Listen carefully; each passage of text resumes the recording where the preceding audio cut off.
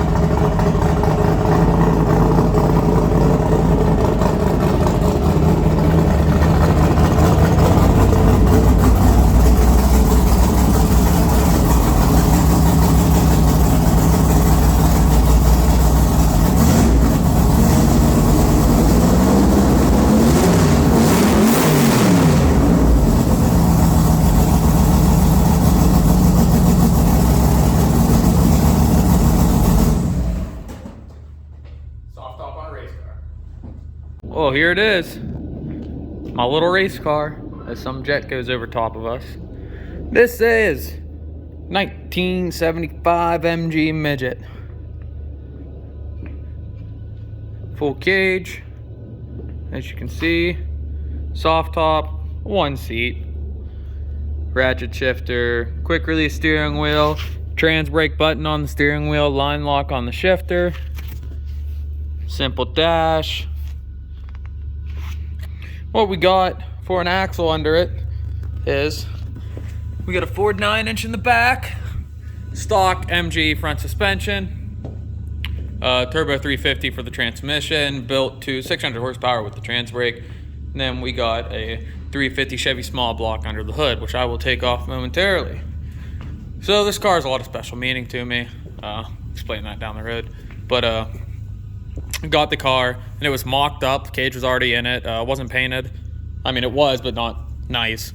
Had some dents and stuff. Someone's project, like they got the rear end in, they got mocked up the transmission and the motor, and that was it. You know, so the hard work, like the cage and all that stuff, was already done. And let me flip around. But the hard work, like the cage and all that stuff, was already done. But you know, we still need to wire it and fuel lines.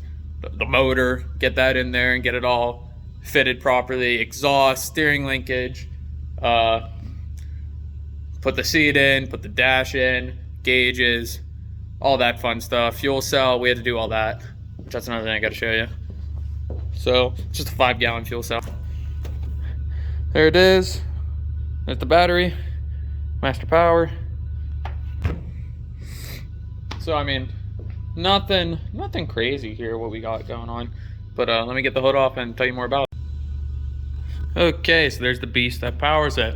What we have is a 350 cubic inch small block, stock bore, so it's still a 350. We got, you can see right there, we got some blueprint aluminum heads, 195 cc intake runner, 64 cc combustion chambers, 202 and 1.6 valves. They're nice, they're beefy.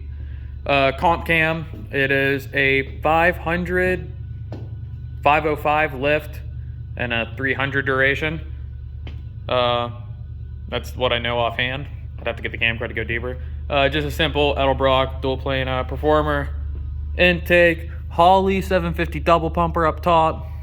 Flat top pistons. Just did a Summit rebuild kit on it initially, so flat top pistons are, you know, normal rods. Just a plain Jane HEI distributor. The ignition system is pretty much stock on this. But am I missing any? I don't think I'm missing anything. Am I? Oh, we got roller rockers on it too. No big deal. Flat tappet lifters, hydraulic flat tappet lifters, roller rockers. So yeah. And so I don't know, I think the motor should make somewhere between 400 and 500 right now. But we recently just been having some issues with the car, been coming off the line, especially off the trans brake.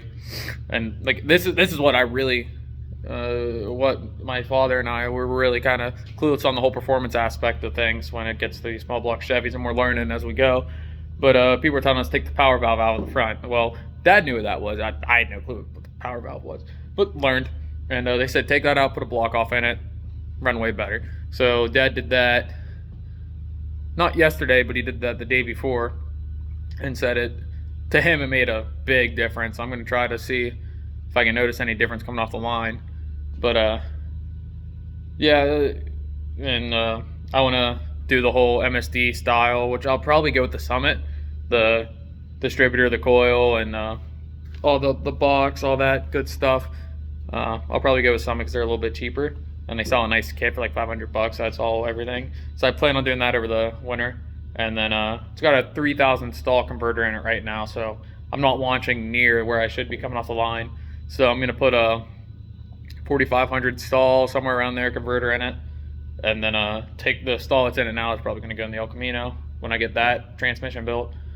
But yeah, we're going to do that.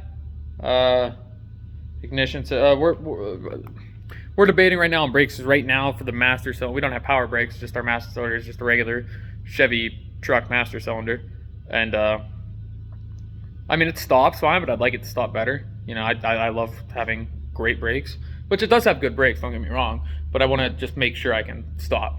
And we're thinking we just might need to upgrade our master cylinder, will be good, but we still got stock front brakes and then stock rear brakes for the Ford 9-inch axle. So I mean, you can think that those 9-inch axles are meant to stop a big old, you know, Ford truck, and then the front, the rears are drum brakes, the fronts are disc brakes, and then they're stock to the MG Midget. But these were sports cars. These were British sport cars back in the day that people would buy them and then go take them to the track. You know, they're good brakes. And I mean, I don't know what a factory Midget weighs. I know with me in the car, I weigh 2,400. With me and the car weigh 2,400 together, sitting ready to go. And we actually had to add to this side. You can't really tell, but there's 2 steel plates underneath that chunk of tin. We had to add 2 steel plates to it, making 170 pounds. That's about what I weigh. It's because when I would sit in the car would be flat, and then I sit in it, and it, so we had to wait to flatten it out. But other than that, the car's still all steel, no fiberglass.